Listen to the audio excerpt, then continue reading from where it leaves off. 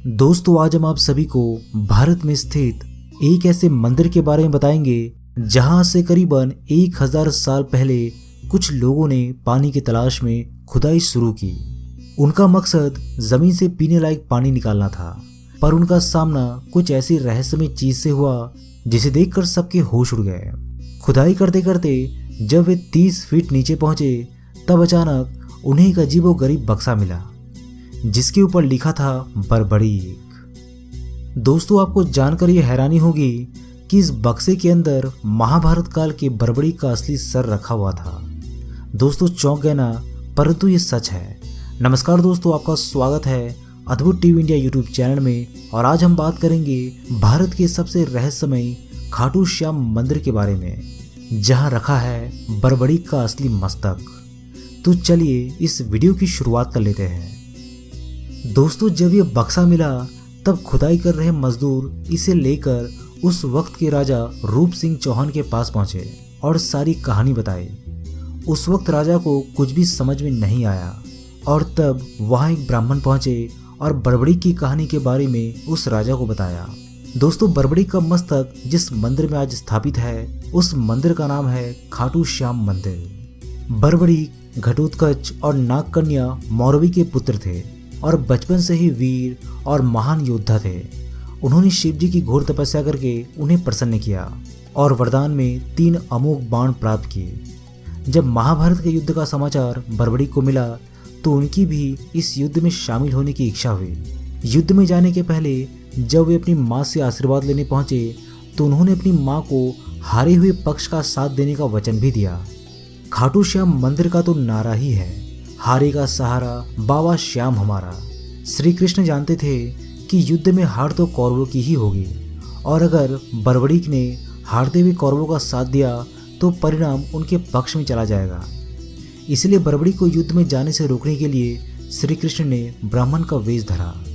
श्री कृष्ण ने वीर बर्बरीक से दान की इच्छा व्यक्त की। बर्बरीक वीर होने के साथ दयालु भी थे, इसीलिए उन्होंने ब्राह्मण को दान देने का वचन दे दिया। ब्राह्मण ने उनसे शीश दान मांगा। वीर बर्बरीक क्षण भर के लिए तो अचंभित हुए, लेकिन अपने वचन पर अडिग रहे।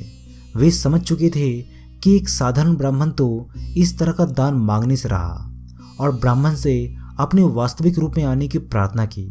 ये सुनकर श्री कृष्ण अपने वास्तविक रूप में आ गए और बर्बरीक का शीश दान मांगने का कारण भी बताया।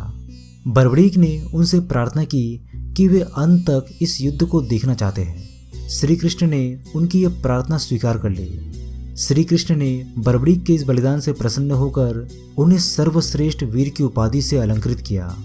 फिर उनके शीश को युद्ध भूमि के पास ही एक पहाड़ी पर रख दिया गया, जहां से वे पूरे युद्ध को देख सकते थे।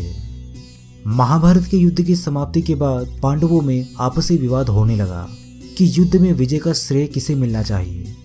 इस विवाद को सुलझाने के लिए श्री कृष्ण ने कहा कि बर्बरीक ने संपूर्ण युद्ध देखा है, इसीलिए उनसे बेहतर निर्णायक कौन हो सकता है। ये बात सुनकर सभी लोग इस बात से सहमत हो गए। सभी मिलकर उस पहाड़ी की ओर चल दिए जहां बर्बरीक का शीश रखा था। बर्बरीक ने कहा उन्हें तो इस युद्ध भूमि में चारों तरफ उनका सुदर्शन चक्री घूमता हुआ दिखाई दे रहा था, जो शत्रु सेना का संहार कर रहा था। इस युद्ध की उनकी उपस्थिति, युद्ध नीति और दूरदर्शिता काफी निर्णायक रही। इसीलिए युद्ध में विजय का श्रेय श्री कृष्ण को ही दिया जाना चाहिए। श्री कृष्ण ने वीर बर्बरीक के महान बलिदान से प्रसन्न होकर उन्हें यह वरदान दिया कि वे कलयुग में उनके श्याम नाम से पूजे जाएंगे। बर्बरीक के शीश को खाटू श्याम नगर में दफनाया गया, जो वर्तमान में राजस्थान के सीकर जिले में पड़ता है। एक खुदाई के दौरान यहाँ से शीश प्रकट हुआ, जिसे मंदिर के पुजारी के सुपुर्द कर दिया गया। एक बार खाटू नगर के राजा रूप सिंह चौहान को स्वप्न आया, जिसमें उन्हें शीश वाले स्थान पर मंदिर निर्माण और शीश को मंदिर में सुशोभित करने के लिए प्रेरित किया गया। फिर खाटू नरेश ने यहाँ इस मंदिर का निर्माण करवाया और शीश की स्थापना भी की। बाद में मारवाड़ के एक शासक ने इस मंदिर का जीर्णोद्धार करवाया।